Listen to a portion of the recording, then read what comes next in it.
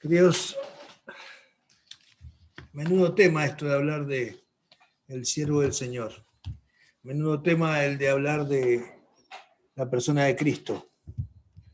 Yo podría estar 3, 4 horas hablando de educación física, de lo que puedo saber mucho, pero cuando me pongo a investigar me doy cuenta de tan poco es lo que sé de la persona de Cristo y tanto nos queda por saber y por aprender de Él.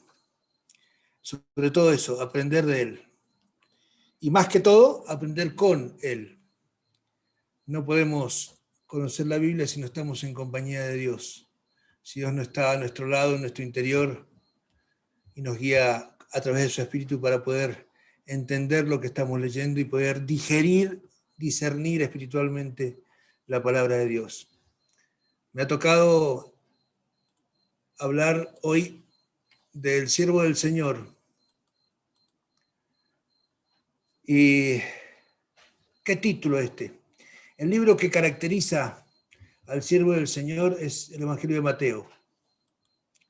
De Marcos, perdón, pero no vamos a hablar del Evangelio de Marcos, sino vamos a hablar de otras cosas.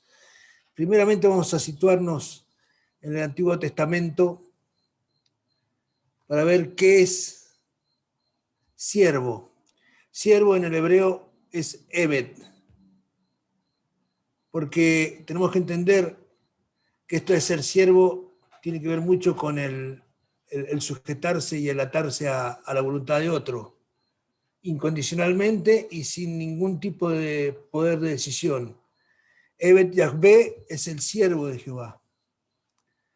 Y básicamente quiere decir elegido. Siervo es elegido. Siervo es alguien que no tuvo la decisión de elegir al dueño, elegir el amo. Y fue designado y elegido bueno, elegido, no hay otra palabra, para ser siervo, que es esa. Vemos en el Antiguo Testamento algunos ejemplos de siervo. Por ejemplo, Abraham, en Éxodo 14:31, dice: vio Israel aquel grande hecho que Jehová ejecutó contra los egipcios, y el pueblo temió a Jehová, y creyeron a Jehová y a Moisés su siervo. Moisés es uno de los personajes bíblicos en el Antiguo Testamento que más veces es mencionado como siervo de Jehová. Pero en este caso, vemos que acá el pueblo vio, se dieron vuelta y vieron en el mar muerto, en el mar rojo, lo que había pasado con los egipcios y el faraón. Y este temió a Jehová, quiere decir que entendió el pueblo lo grande y poderoso que era Jehová. Y eso les permitió tener una apertura para creer y aceptar todo lo que vino a posteriori. A pesar de la incredulidad y los 40 años en el desierto, ese fue un hecho fundamental, el ver el poder de Dios manifestado para creer a Jehová y para que entendieran que Moisés era su siervo también. Creyeron a Jehová y a Moisés su siervo. Josué, en Jueces 2:8 dice: pero murió Josué, hijo de Nun, siervo de Jehová, siendo de 110 años. Qué buen siervo este, uno de los que se jugó en la tierra prometida por decir que serviremos a Jehová. No le hicieron caso, pero es uno de los que vivió y pudo acceder a la tierra prometida. Siervo de Jehová. Otro, Isaías. Dice Jehová: y de la manera que anduvo mi siervo Isaías, desnudo y descalzo 3 años, por señal y pronóstico sobre Egipto y sobre Etiopía. Que Dios te diga, mi siervo, y te lo diga, y que lo escuches, debe ser maravilloso. Nosotros lo sabemos, pero no hemos escuchado así una voz como ellos escuchaban, como los profetas o como Moisés. Debe ser portentoso el hecho de escuchar la voz de Dios. Moisés. Y vio Israel, Moisés, ¿se acuerdan? Moisés está antes que Josué, ¿no? Así, ¿no? Y vio Israel aquel grande hecho que Jehová ejecutó contra los egipcios. Y acá vemos el mismo versículo. Moisés su siervo. Y en Deuteronomio murió allí Moisés, siervo de Jehová, en la tierra de Moab, conforme el dicho de Jehová. Nunca encontraron el cuerpo de Moisés, el siervo de Jehová. Algunos dicen que para que no haya tendencia a la idolatría no se encontró el cuerpo de Moisés. David, qué siervo, conforme al corazón de Dios, decía, un hombre conforme al corazón de Dios. Y al octavo día despidió el pueblo y ellos, bendiciendo al rey, se fueron a sus moradas, alegres y gozosos de corazón por todos los beneficios que Jehová había hecho a David su siervo y a su pueblo Israel. ¿Qué tipo de persona que era David? Con todos sus problemas, pero qué fidelidad y qué capacidad para poder arrepentirse a tiempo y poder pedir perdón.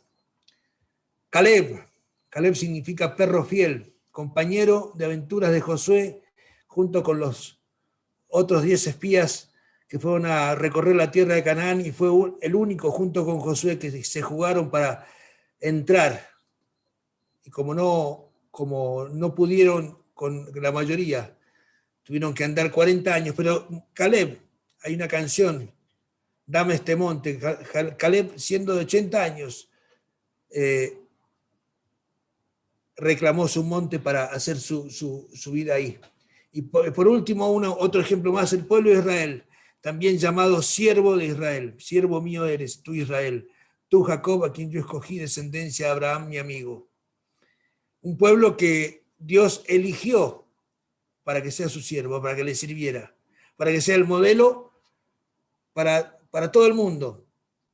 Y un pueblo terco y desobediente también. Incrédulo, terco, depresivo, un pueblo que se caía fácilmente de su entusiasmo. Más ejemplos de siervos tenemos en el Nuevo Testamento.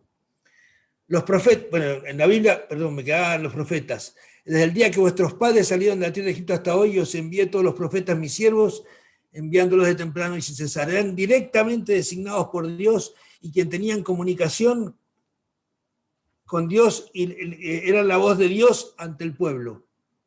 Algunos con problemas, como Samuel y sus hijos, y otros grandes profetas. En el Nuevo Testamento, Pablo y Timoteo, qué pareja, ¿eh? Pablo y su hijo del corazón, del Espíritu, Pablo y Timoteo, siervos de Jesucristo, a todos los santos en Cristo Jesús que están en Filipos con los obispos y diáconos. Cuando digan el Evangelio de San Mateo, no le digan el Evangelio de San Marcos, no acepten eso. Digan el Evangelio de Mateo, porque todos somos santos. Todos somos santos posicionalmente frente a Dios a través de Cristo. Santiago, no el de que está a mi lado, este no es santo, ¿eh? Sino Santiago, el hermano de Jesús.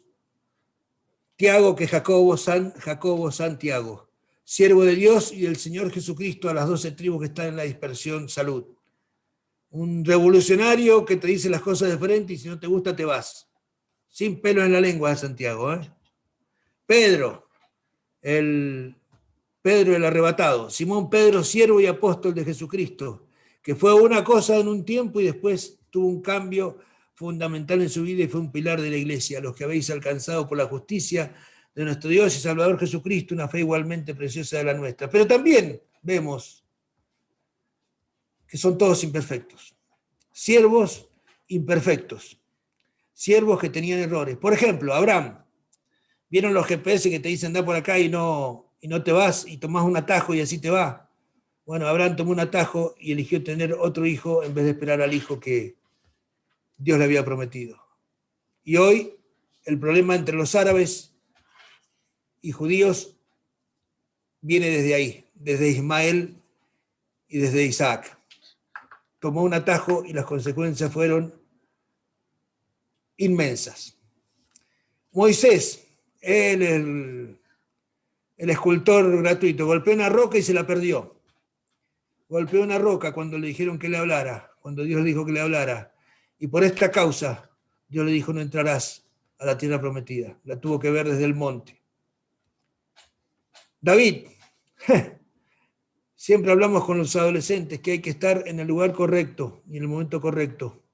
Bueno, David estuvo en el lugar equivocado y después ya sabemos lo que pasó con Betsabé y las consecuencias trágicas que tuvo la decisión de no estar junto a su ejército o no estar a la mañana orando en el templo. Estuvo en el lugar equivocado y después no hace falta decir más. Israel, desecharon la roca. ¿Se acuerdan lo que dijeron? que su sangre sea sobre nosotros cuando eligieron que crucificaran a Cristo. Y así les va ahora. Israel es un pueblo que sigue siendo el pueblo de Dios, pero están arrinconados, están castigados. En algún momento van a tener que doblar sus rodillas frente al Santo de Israel.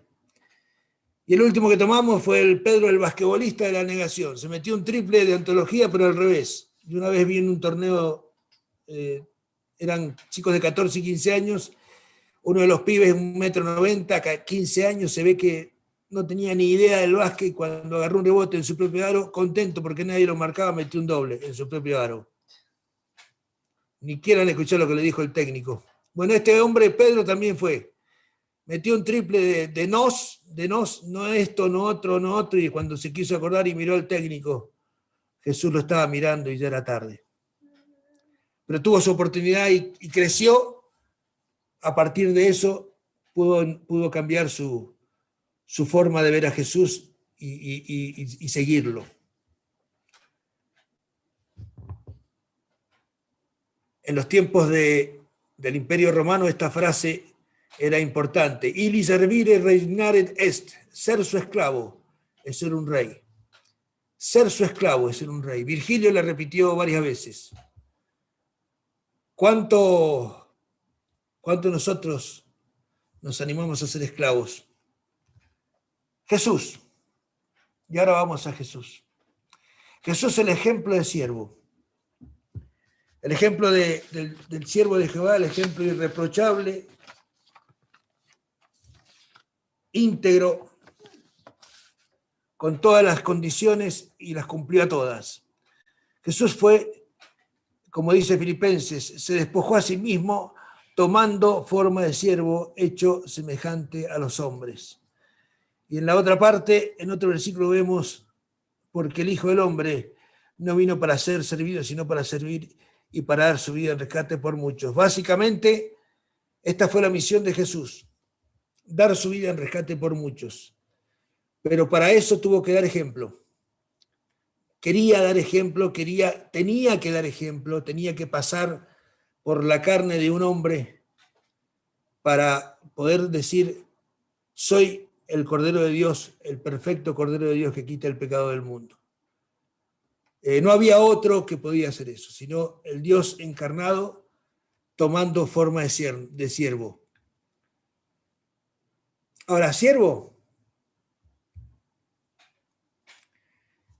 quiere decir esclavo, doulos. En la versión 60, Reina y Valera lo tradujeron esclavo, lo pasaron a siervo, porque en la Edad Media el término esclavo era un término muy denigrante, una persona que no tenía ni siquiera la oportunidad mínima de salir de donde estaba.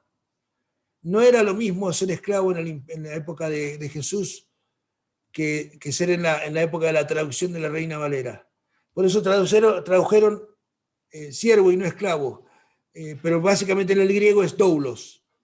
Cuando dice Pablo, siervo de Jesucristo, tendríamos que entender Pablo, esclavo de Jesucristo. ¿Por qué? Porque el esclavo podía llegar a ser un liberto, e incluso a través de la legislación romana, si el esclavo liberto era muy buen esclavo, muy buen liberto, su desempeño era excelente, y su patrón, su amo, que pasaba a ser su patrón después, era lleno de benevolencia y afecto, el esclavo podía llegar a ser heredero. Por eso ya no somos esclavos, sino coherederos con Cristo, dice la Biblia, dice la palabra.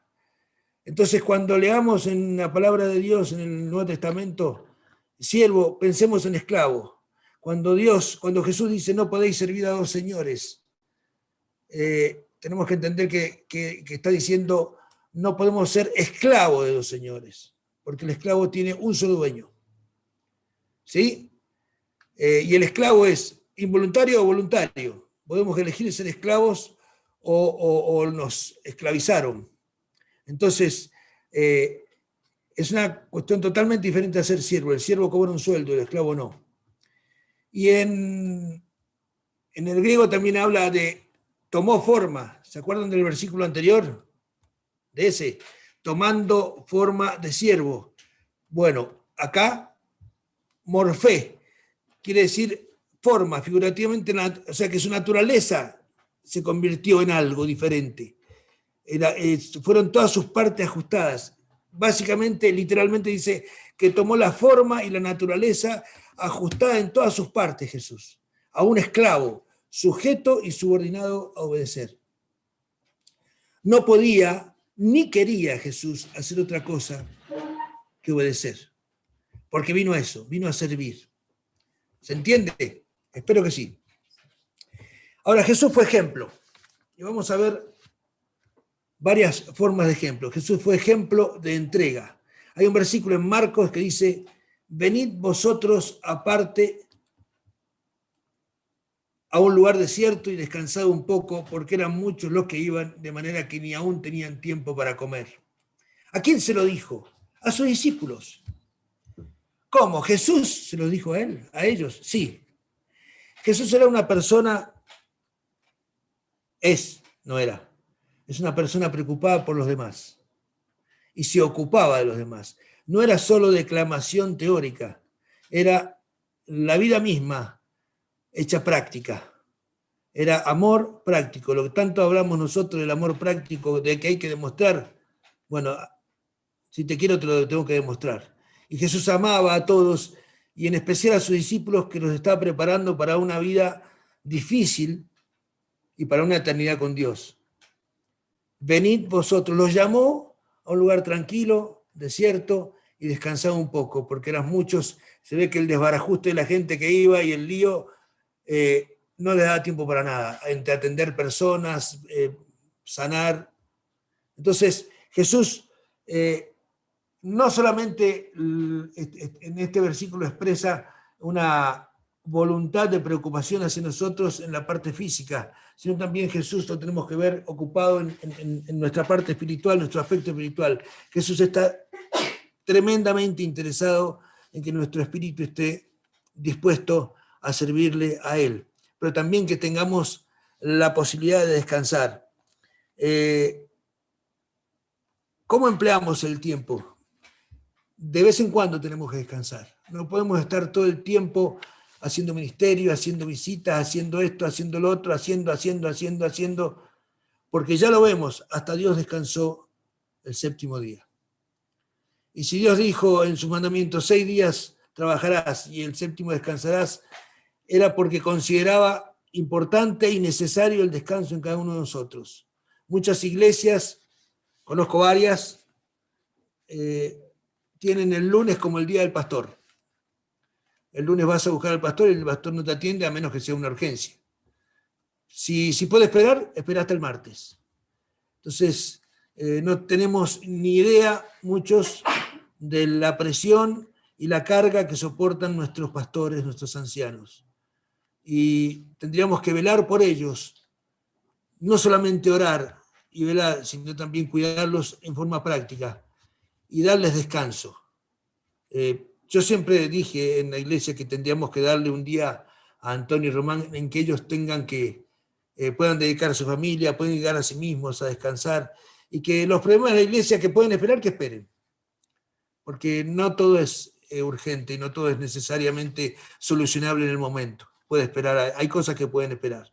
Las urgencias, bueno, para eso estamos todos. Incluso si hay urgencias, hay otros que podemos tomar ese lugar y tener capacidad de decisión. Están los diáconos, están los consejos, quienes sean, otras personas. Jesús fue un ejemplo de compromiso. Cuando llegó la noche, dice, luego que el sol se puso, Marcos 1:32, le trajeron todos los que tenían enfermedades y a los endemoniados.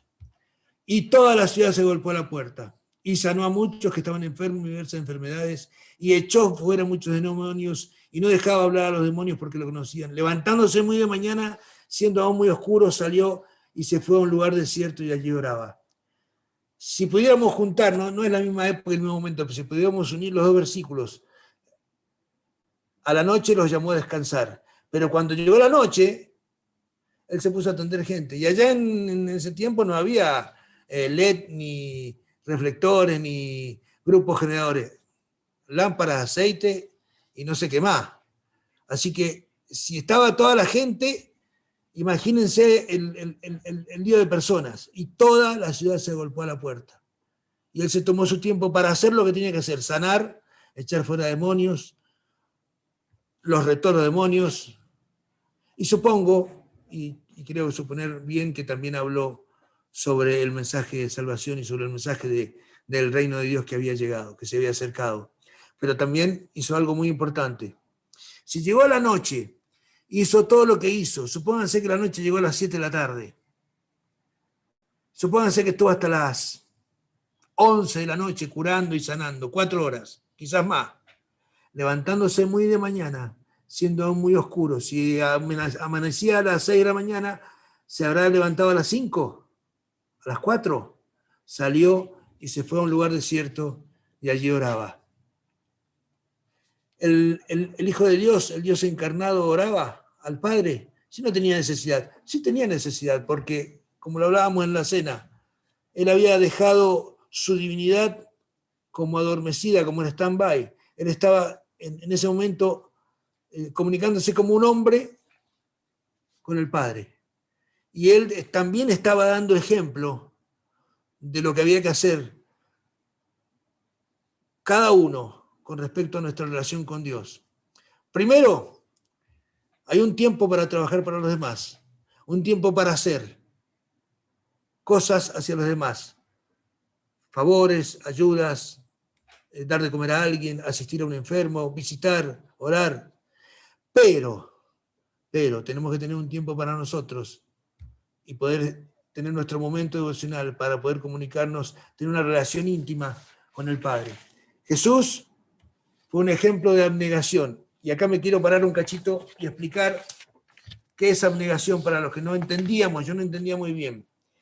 Abnegación dice que es el tipo de virtud moral que consiste en el sacrificio espontáneo, porque quiero, me sale, por medio de la voluntad, de los propios intereses. Ya no cuentan mis intereses, no están. Los propios intereses, deseos e incluso de la misma vida en favor de otros o de todos. Es una forma de altruismo que exige autosacrificio e inmolación y crea, si no es patológica, cohesión social. Jesús era abnegado, ¿por qué? Porque dejó de lado sus propios intereses. Y el ejemplo más claro de abnegación es ese versículo, cuando dijo: Padre, si es posible, aparte de mí esta copa, más no lo que yo quiero, sino lo que tú. Yo no creo que le gustara, sabiendo lo que iba a sufrir, que le gustara seguir. Como hombre, quizás no tenía miedo, pero estaba angustiado porque el dolor que iba a sufrir, con la carga que estaba empezando a sentir, la carga del juicio de Dios sobre el Cordero, que iba a ser inmolado por nosotros, por todos nuestros pecados, más el castigo físico que iba a sufrir. Y se entiende que haya dicho eso como hombre, pero también aceptamos y entendemos y admiramos a Cristo porque dijo: no lo que yo quiero, sino lo que tú. Jesús no sufría un amor egoísta, no quería para él las cosas, quería para los demás. Él se dio a los demás. Esa misma actitud debería ser la nuestra. No dar la vida por los demás, o sí, quizás, pero el ejemplo de abnegación es válido para nosotros. A veces no, siempre tendremos que sacrificar nuestro ego personal y dejarlo allá arrinconado. Alguien dijo por ahí que ¿cómo sabemos que un cristiano es muy cristiano? Cuando deja de decir yo y empieza a hablar de Cristo.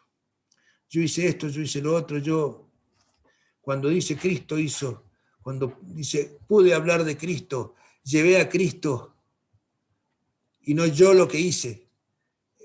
Estamos dando cuenta de un cristiano que está empezando a madurar y empezar a dejar de ser él para empezar a ser Cristo que vive en él.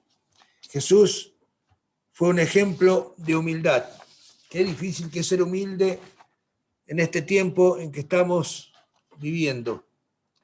Y este mundo es un mundo competitivo en que vos sos lo que valés, vos sos lo que tenés, vos sos lo que podés. Si no tenés el último teléfono, un buen auto o la mejor ropa, una vez dije yo, probemos entrar a la casa de gobierno en alpargatas y un pantalón, un bache gaucho, o probemos entrar con traje. A ver cómo te atienden. Y te atienden diferente. Te atienden diferente. Anda a una fiesta y no vayas con la última ropa, con ropa discreta, bien, pero no vayas con la última ropa brillante, con maquillaje, peinado y todos, y con el celular, por supuesto, en la mano, ¿no? Y vas a ver cómo te tratan. Entonces, el ejemplo de humildad mundial es el ministerio de Jesús. Y fíjense, él no quería un caballo o un camello enajenado con joyas. Un pollino que ni siquiera era un burro maduro. Y le echaron sobre él sus mantos y se sentó sobre él. Es como que digan, bueno, en vez de darte un auto te damos una bicicleta. Y herrumbrada y polvorienta. Y chiquita. Que te sobren las piernas por todos lados.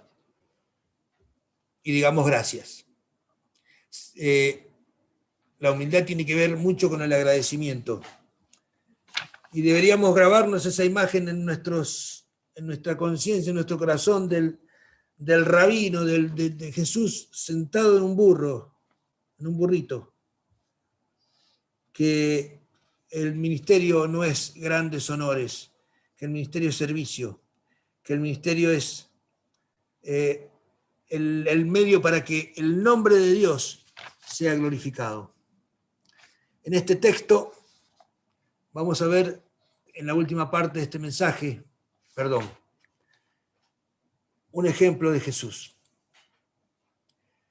Antes de la fiesta de la Pascua, sabiendo Jesús que su hora había llegado para que pase de este mundo al Padre, como había amado a los suyos que estaban en el mundo, los amó hasta el fin. Y cuando cenaban, como el diablo ya había puesto en el corazón de Judas Iscariote, hijo de Simón, que le entregase, sabiendo Jesús que el Padre le había dado todas las cosas en las manos y que había salido de Dios y a Dios iba, se levantó de la cena, se quitó su manto y tomando una toalla se la ciñó.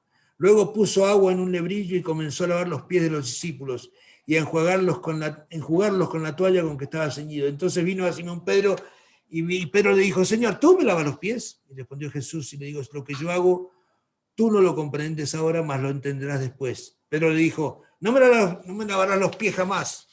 Y él le respondió, si no te lavare, no tendrás parte conmigo. Le dijo Simón, Señor, no solo los pies, sino también las manos y la cabeza. Jesús le dijo, el que esté lavado no necesita sino lavarse los pies porque está todo limpio y vosotros limpios estáis, aunque no todos, porque ya sabía quién le iba a entregar, por eso dijo, no estáis limpios todos. Vosotros me llamáis maestro y señor y decís bien porque lo soy. Así que después que les hubo lavado los pies, tomó su manto, volvió a la mesa y les dijo, ¿sabéis lo que os he hecho? Pues si yo, el Señor y Maestro, he lavado vuestros pies, vosotros también debéis lavar los pies los unos a los otros. Porque ejemplo os he dado para que como yo os he hecho, vosotros también hagáis. De cierto os digo, el siervo no es mayor que su Señor, ni el enviado es mayor que el que le envió. Si sabéis estas cosas, bienaventurados seréis si las hiciereis.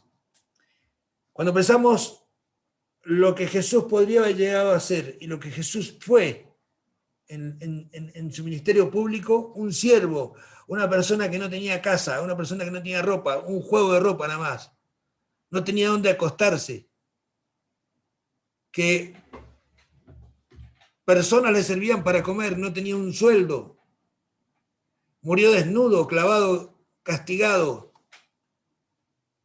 Nos damos cuenta perfectamente de la mayoría de nosotros de lo que hizo, espero que todos, pero también tenemos que entender que Jesús sabía, y acá sabía tres cosas. Lo primero, sabía que tenía todo en sus manos.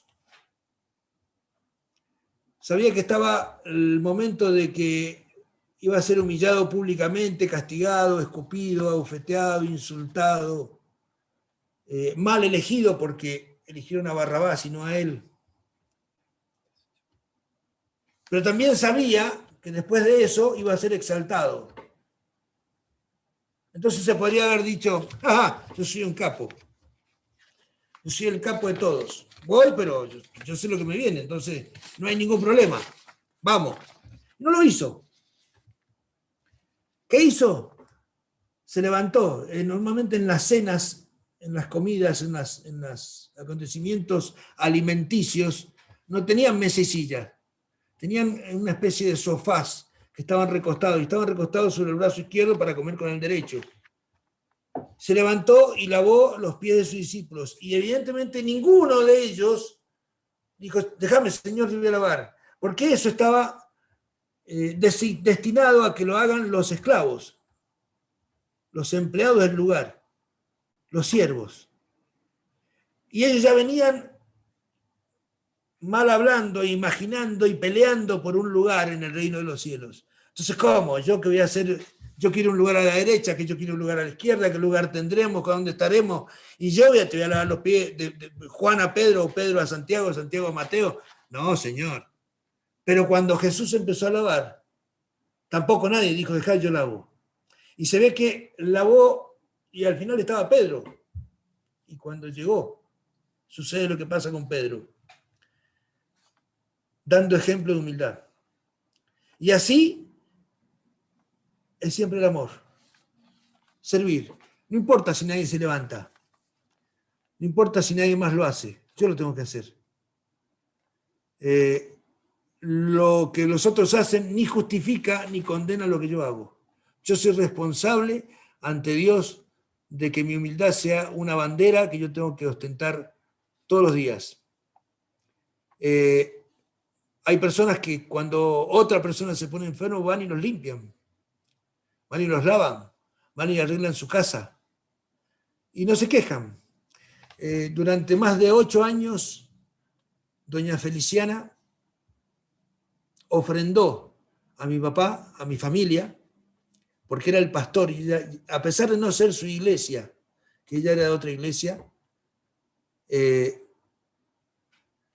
porque admiraba y amaba al pastor Rivas, durante más de 8 años, doña Feliciana ofrendó los sábados toda la mañana para limpiar y ordenar nuestra casa, sin cargo, sin costo, sin gasto, sin nada. Ella nunca quiso nada porque era una ofrenda a Dios. Humilde, humilde. Algunos nos creemos demasiado importantes para hacer cosas humildes, ¿no? Pero Jesús no era así. Y por eso lavó los pies de sus discípulos. Jesús sabía que venía del Padre y volvía a Él. Con este sentimiento podría haber sentido un poco de desprecio hacia los demás y a las cosas de este mundo. Ya hice todo, ¿qué voy a andar lavando los pies? Ya hice todo lo que tenía que hacer, sané, curé, prediqué, me siguen, formé a 11 personas, ¿por qué los tengo que lavar los pies? Nada, pero lo hizo. Y se suponía también que los discípulos de los rabinos tenían atenciones especiales con sus rabinos, pues estos discípulos no tuvieron nada. Se les salieron los patitos y se les escapó la tortuga a esto, ¿no? No la pensaron y se la perdieron. Se la perdieron al servir. Pero fue una lección de alguien que era como ellos, pero no era como ellos, porque era santo. Y porque era el maestro. Hay una frase muy linda que leí y dice, no hay nadie que esté más cerca de las personas que el que está más cerca de Dios. Dice la historia que San Francisco de Asís había sido muy rico cuando joven. Entonces, solo lo mejor era bueno para él. No tenía otra cosa que lo mejor. Pero un día, fue un día clave en la vida de él, iba cabalgando solo fuera de la ciudad cuando vio un leproso que era un asco, si lo veamos así. Era un hombre lleno de llagas, heridas, carne perdida, lastimado. Lo normal habría sido que siguiera de largo y nada más. Pero algo se movió en su interior. Desmontó el caballo y se fundió en un estrecho abrazo con el leproso. En aquel momento, dice la historia, el leproso se transformó en Jesús. Cuanto más cerca estemos de la humanidad doliente, más cerca estaremos de Dios. Pero Jesús, en tercer lugar, sabía esto, que sería traicionado. Sabía, porque sabía que Judas lo iba a traicionar. Aún así, lavó sus pies. No dice que Judas no estaba. Pero más amor tenía por Judas. Y Judas tuvo la oportunidad de cambiar. Tuvo todas. No era que fue a una iglesia, escuchó una predicación de un misionero, o fue al instituto bíblico, o hizo una gira por iglesia. Lo escuchó del autor de la palabra de Dios. Lo escuchó del autor del mundo. De aquel que todas las cosas por él fueron hechas. Y no quiso. Y aún así, Jesús, mientras más recibió mal de los demás, más amor derramó a los demás, hasta la muerte y muerte de cruz. Ojo con esta pregunta, porque de acuerdo a cómo contestes esta, de acuerdo a cómo te contestes esta, vas a poder contestarte o no las que vienen ahora. ¿Cuánto de ti es esclavo en él? ¿Cuánto de mí es esclavo de él?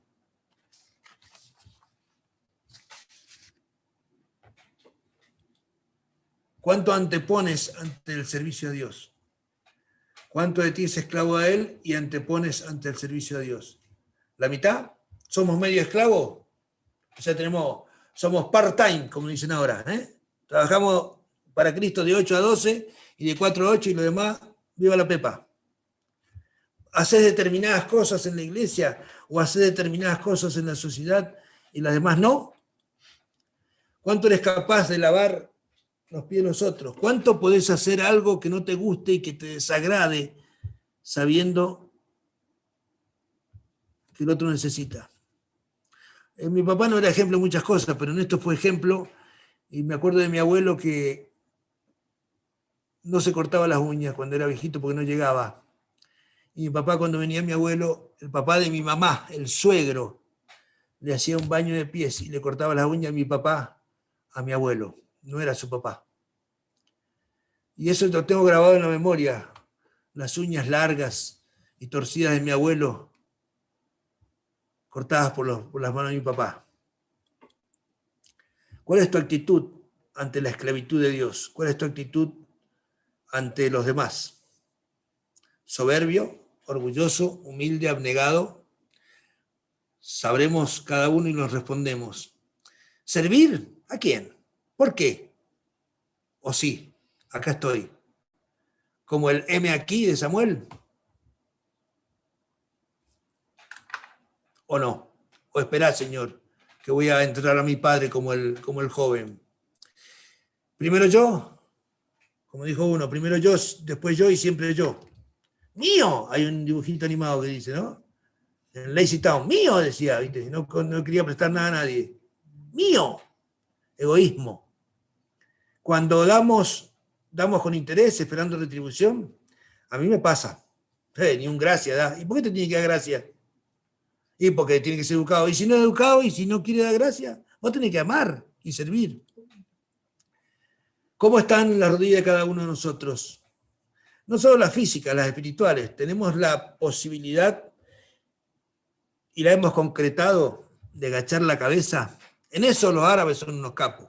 2 veces al día ponen la esterilla y ponen la frente en el piso. No se ponen de rodillas, se ponen de rodillas en posición de cuadrupedia, con la frente tocando el piso, orando a Alá y a Mahoma el profeta. Tomé este ejemplo para que saquen cálculos. Esa es una semana de cada uno.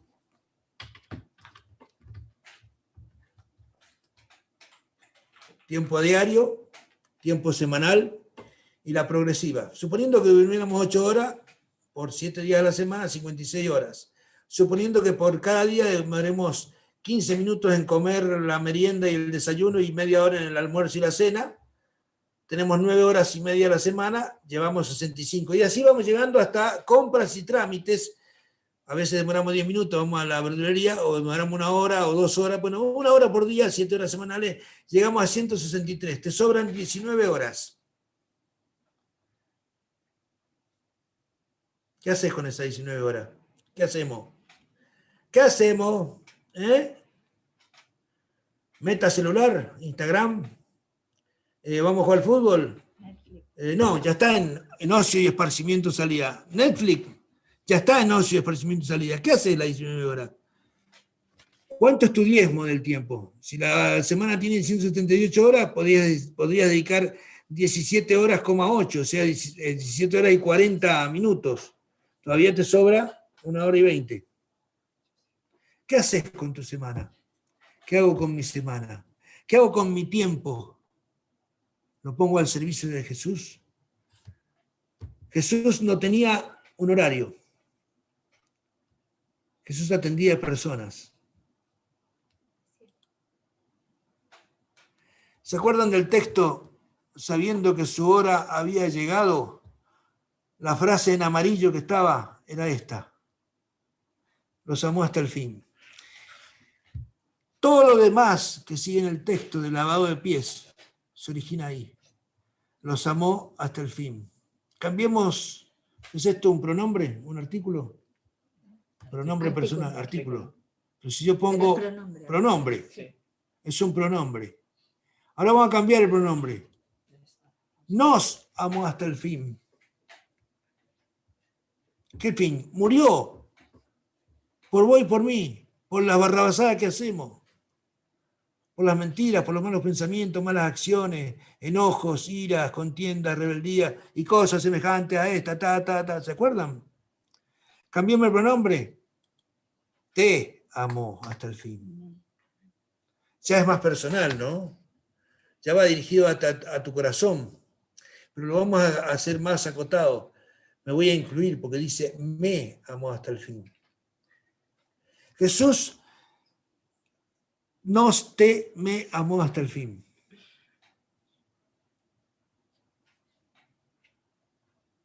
¿Entendemos el valor de esto? Si no tiene otra cosa que hacer, vino para eso. Eso es ser un poco imbécil, ¿eh? Jesús hizo lo que ninguno de nosotros podía hacer. Nadie. Nos amó hasta el fin y dio su vida. Murió. Pero él sabía que iba a resucitar. No ese es el punto. El punto es que no tenía por qué hacerlo. Porque si Dios podía haber hecho como el diluvio, fuera todo lo humano, hacemos humano nuevo y ya está. Estoy cansado de esto. Y sin embargo, nos amó hasta el fin y dio su vida en rescate por muchos. A nosotros, a vos, señora, a vos, señor, a vos, adolescente, a vos, joven, a vos, esposa, hija, amigo, hermano,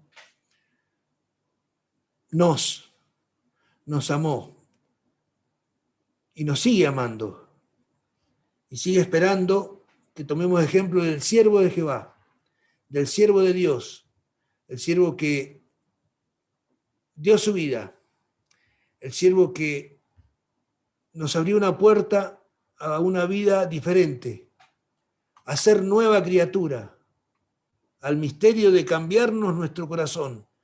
Os daré un corazón nuevo, dice la palabra de Dios. A sellarnos con el Espíritu Santo y que nuestra eternidad sea inviolable e imperdible. A darnos un nuevo nombre en el libro de la vida. Y a un día darnos una piedrecita blanca donde va a quedar escrito ese nuevo nombre. Si no lo has hecho, te invito a que lo hagas. Tu Señor, tu amo, tu dueño, con una oración muy fácil de hacer, darte cuenta de que lo que vos estás haciendo está equivocado y de que no podés cambiar por más que quieras, o de que querés cambiar y no podés, de que querés cambiar y siempre volvés a hacer lo mismo. Estás harto de vivir así. Yo te pido que le pidas a Jesús que haga una realidad el sacrificio en la cruz y la resurrección en tu vida. Que la gracia de la salvación llene tu vida y te haga una nueva criatura. Pedíselo. Señor, entra en mi corazón, soy pecador, no puedo conmigo. Pedíselo. Él lo va a hacer, está dispuesto. Él no se cansa, Él atiende todos los pedidos. ¿Qué pedidos ya? Él tiene la mejor oficina de comunicación del mundo. No te cobra tampoco. Lo único que te pide es tu vida, para darte una vida nueva. Espero que lo hagas. Y nosotros que ya estamos con Cristo en nuestro corazón, reconciliémonos con Él nuevamente y entendamos que la vida puede ser muy diferente de la mano de Jesús. Que Dios nos bendiga. Amén.